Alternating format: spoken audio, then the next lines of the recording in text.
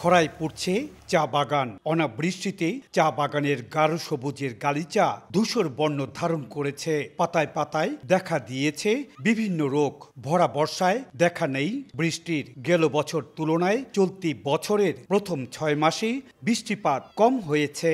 June মাসে আমাদের স্বাভাবিক বৃষ্টিপাতের পরিমাণ হতে হবে সিলেট বিভাগের জন্য 619 মিলিমিটার, কিন্তু আমরা রেকর্ড করেছি 316 মিলিমিটার। জলবায়ু পরিবর্তনের ফলে গড় তাপমাত্রা বেড়েছে এবং মৌসুমি বৃষ্টিপাতের ধরন পাল্টেছে। এর ফলে চা গাছের বৃদ্ধি ব্যাহত হচ্ছে এবং কুড়ি ও পাতার উৎপাদন কমে যাচ্ছে।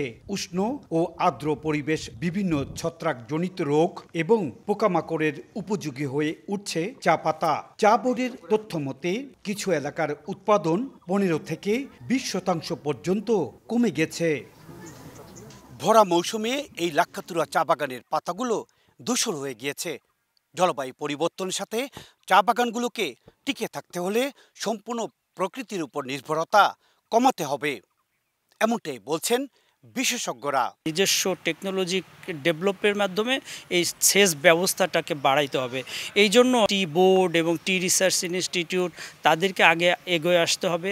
এমন পরিস্থিতিতে সরকারের সহযোগিতা চেয়েছেন চা বাগানের মালিকেরা।